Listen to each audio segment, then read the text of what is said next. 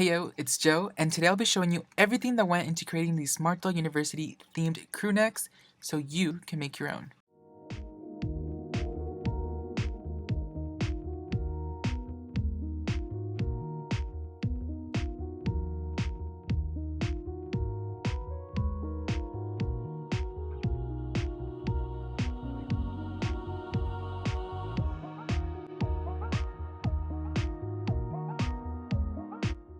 To draft my pattern, I went ahead and traced out the other pattern I made previously for the cardigan DIY, and I started widening the sleeves and lowering the length as well, making it a little longer and adding a few curves to those sleeves and the general crew neck. I used the iconic Princess Diana as an example. I was actually planning to create that entire look, but then halfway through I kind of realized that, like a Harvard themed crew didn't really spark much joy, so I changed it up, spiced it up, and made it Smart Doll themed, and that actually inspired me so much and made it way more funner for me. So while it's not a Harvard crew neck anymore, I still wanted to keep the same design and just kind of make it like a Smart Doll University crew. So once I added the curves and widened the sleeves, I went ahead and drafted everything else like the cuff, the neckband, and the band for the hem of the crew.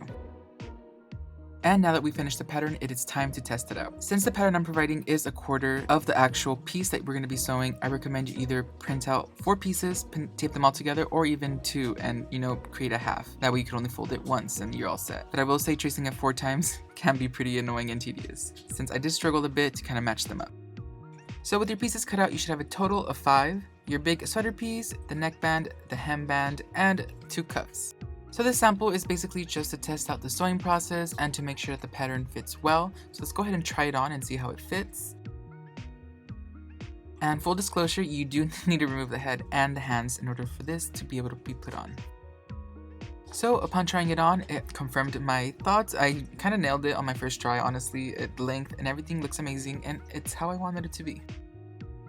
So with the pattern done and tested, it is time to choose our materials. I was kind of hoping I had a marled fabric somewhere in my stash, hidden away, tucked away, but I did not have any, so I ended up going with this textured cotton knit that I have used before, I believe, but I'm not quite sure on which videos. So in order to make your pattern placement and cutting a lot easier, I recommend you use a fold of the fabric and just kind of line the pattern either down the middle or across the arms. And once it's traced out, it'll look something like this, and you'll be able to trace out everything else.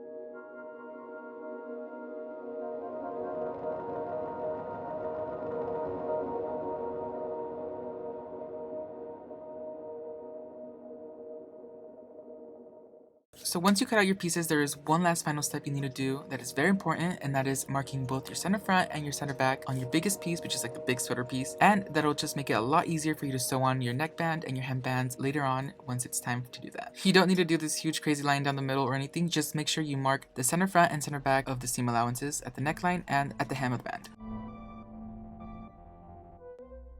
And it is time to sew.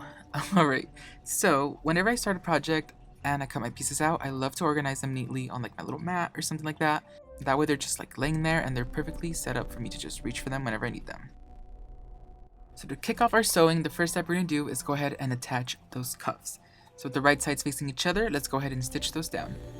And for future reference, all of these seams are sewn at 1/4 of an inch or 1/2 centimeter. So once I sew the cuff, I'm going to go ahead and run it through my serger just to make sure the insides are going to be all nice and neat once I'm done. And for those of you wondering, yes, I will be showing you when to serge, just in case you want to follow through on that part of the sewing process as well.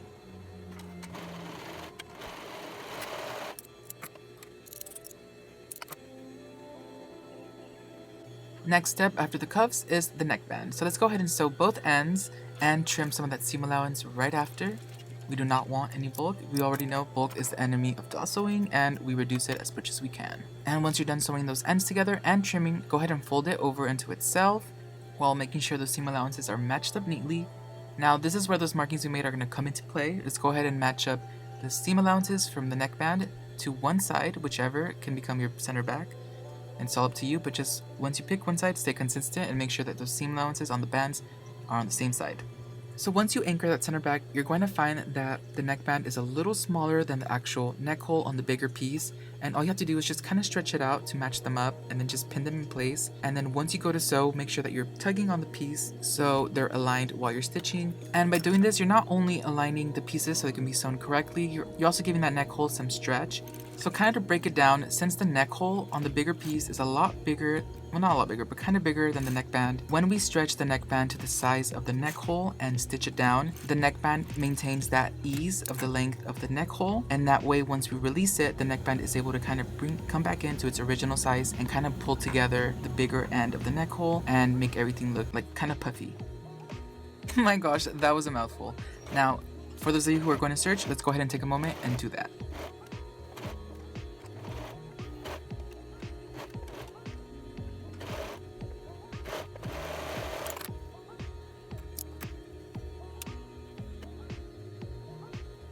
I actually kind of forgot to hem the ends of the cuffs, so I'm going to go ahead and do that before the next step because it is very important to do so. So now that we're all set with the collar, let's go ahead and sew the side seams. And I recommend you don't fold the cuffs. Now, you could if you want, but if you want the neater technique that I'm going to teach you, leave them as is and just sew straight down. It will be quicker if you simply just fold the cuffs onto themselves and stitch over them. However, it won't look as clean since the seam allowance will kind of peek through here and there, and I kind of despise when that happens on doll clothing, so I kind of discovered this workaround, so I'm really excited to show you guys. For my sergers, just remember not to serge any of the seam allowances on the cuffs, just serge the entire side seam on the bigger piece. Just leave the cuffs alone, we do not want to add any bulk, you'll already know the rule about bulk.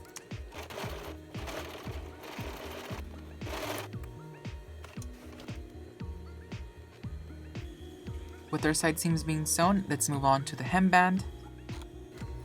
And it's basically the same process as the neckband, where we start off by joining the ends, then trimming that seam allowance, then moving on to folding it onto itself, and then realigning it to that center back marking on the bigger piece. However, before you pin, make sure that you're pinning it to the side that also has the seam allowance on the neckband. For the hemband, you will definitely need to pull a little more than you did for the neckband, since the hemband is a little bit more smaller in comparison to the hem than the neck hole was to the neckband. So what I did was mark both the center front and the back for this one, pin them at each point, and then stretched it as much as I can till they were all lined up. Pinned 2 more times on the sides, and then I went ahead and stitched while I stretched.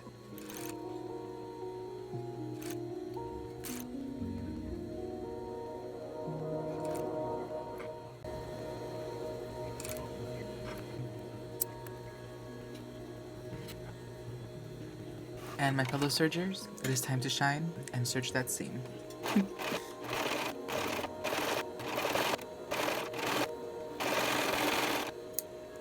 And we finally reached the final step in our sewing process. And yes, it is the cuffs. Go ahead and thread a needle and have it on standby, and get anything that could fit into the cuff, like a pen that I have here, and it'll just help you flip the cuff onto itself. And once you do that, just make sure that the side seams are nicely aligned and all the seam allowances are perfectly matched up to each other. Once you do that, all you need to do is go ahead and get your sewing needle and stitch all around. You could do a bunch of little stitches, or you can evenly tack it down at a few different points throughout the seam allowance. It's totally up to you, and if you're wondering what tacking down is, it's like a single stitch that you do on its own, but it's very secure, so you can do like 4 little tacks throughout the seam allowance, and I'm pretty sure it'll work out. You'll be good.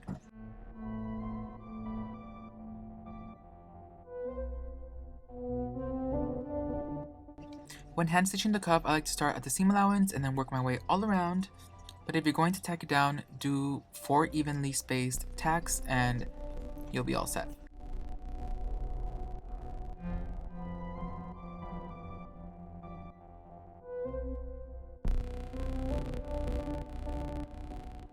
I also recommend that you don't make your hand stitches past the serging or your 1/4 of an inch or 1/2 centimeter's worth of seam allowance, or your stitches will show through on the right side.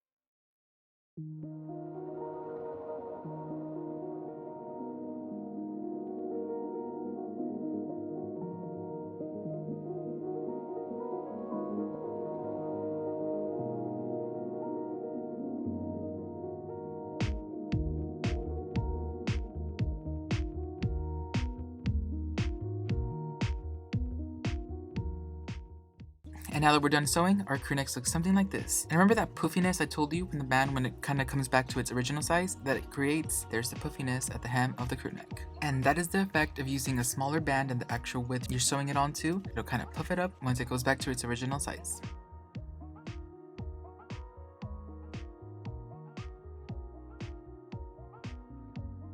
And it's time to add something cute to these crewnecks. Alright, let's add some vinyl. Now, it's my first time ever working with heat transfer vinyl and actually cutting it and designing everything myself. And by design, I mean, I say that very loosely since we all know where this inspiration came from. Shout out to Princess Diana and Harvard, I guess.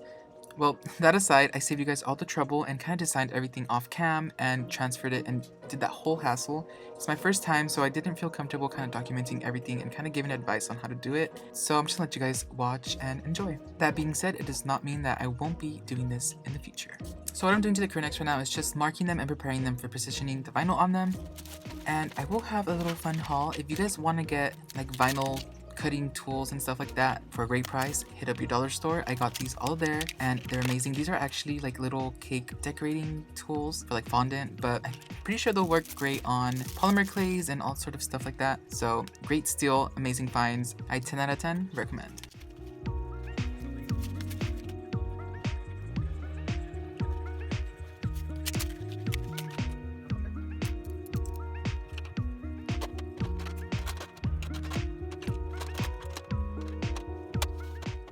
For my heat transfer vinyl, I ended up ordering this little packet from Amazon. It has a great little selection of heat transfer vinyl and it comes with a little Teflon sheet that works amazing when ironing.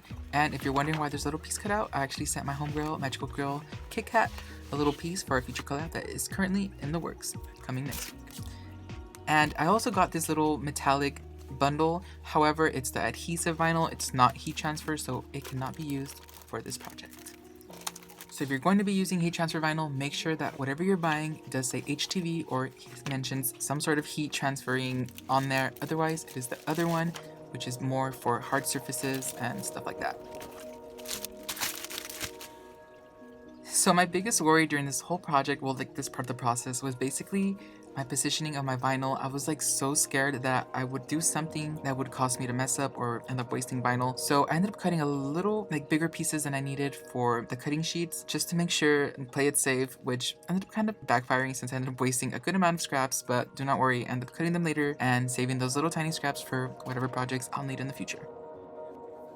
So the reason why I'm placing 3 different colors in 3 different places on the mat is because I split up the designs according to whichever color they're going to be and just kind of group them together as closely as possible, just kind of preserve vinyl. It's also a really great way to save time since you're just cutting all 3 colors and 3 different types of designs that you're going to be layering all at once.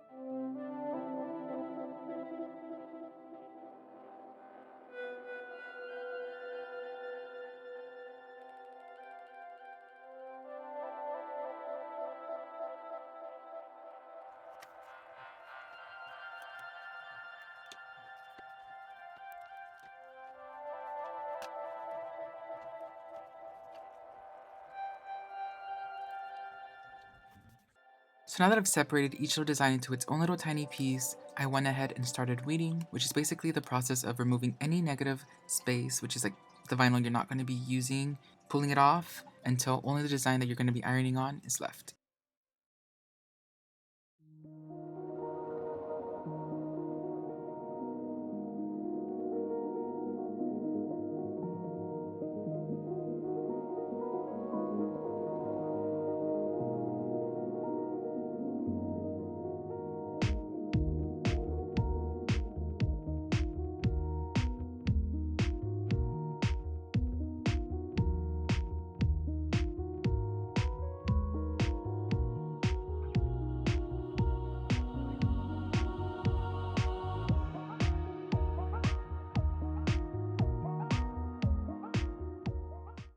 And this is how the final design is gonna look, but it's not currently done. I kind of layered all the pieces incorrectly so I could just kind of get an idea how it's gonna look and like how I'm going to position it.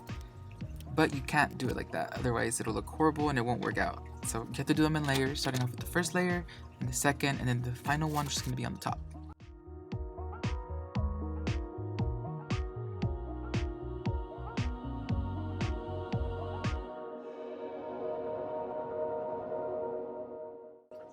So funny thing, but really cool idea. I'm using the base of my dress form, which is wooden, as like a clapper kinda, so like it could kinda absorb the heat and help it cool quicker. Totally cracks me up, but it works really well. Upon finishing my first layer, I kinda noticed that little bits of vinyl that weren't supposed to be there kinda got stuck to the pieces.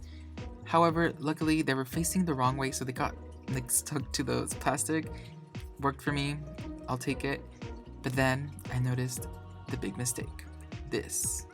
Definitely a rookie mistake. And so what basically happened is that the little wreath had too much plastic all around the little border, so I ended up accidentally layering the little banner on top of it, and just a little corner got stuck, but luckily nothing else, and it was very easy to take off. So once I did that, I went into my little scrap pieces and chipped off a little bit, then chip it off. I cut a little piece off, a little corner, put it on, ironed it with the second layer, and it's barely even noticeable. I have no idea how I got so lucky.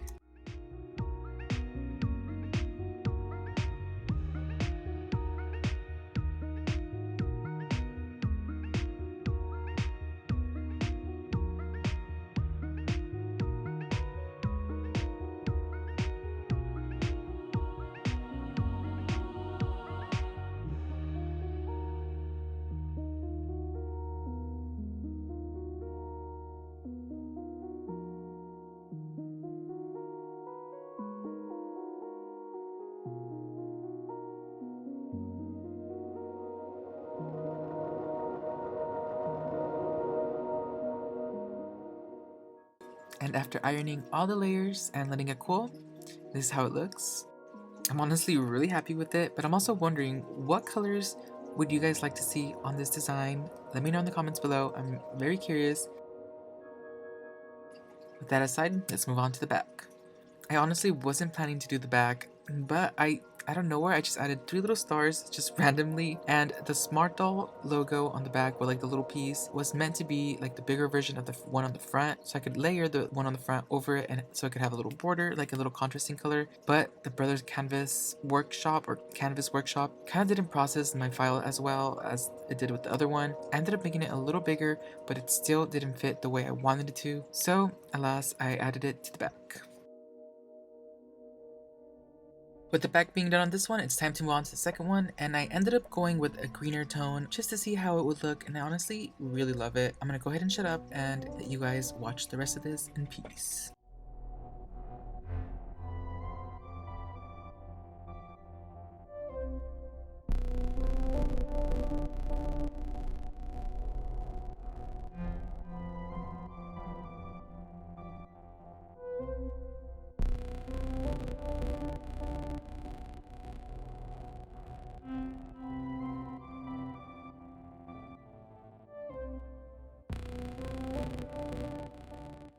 Okay, I know I said I'd shut up, but I want to explain what happened here. I was trying to be cool and get you guys some cool shots of like the brothers kind of cut in action, but I didn't really think things through and kind of moved it around to kind of make it fit the angle. And in the process, I might have or might not have accidentally pulled the plug out mid-project, which is another rookie mistake. I know. Have all you want. I deserve it. And I don't know what compelled me to move the machine around while it was working. I was so out of it. I promise. But luckily enough, I ended up just restarting the whole project, and it did kind of sew a little bit off the little original cut, but it wasn't bad. It wasn't horrible. Not that noticeable. I did have to weed some little random little cuts that I made, but it's in the end it's not that noticeable. It looks fine. So once again, I got lucky, and I don't know how it happened. Oh, you know, but since it is my first project using HTV, if I'm gonna make mistakes, it might as well be on this one. And with that explained, I'll let you guys continue watching the show without me annoying you.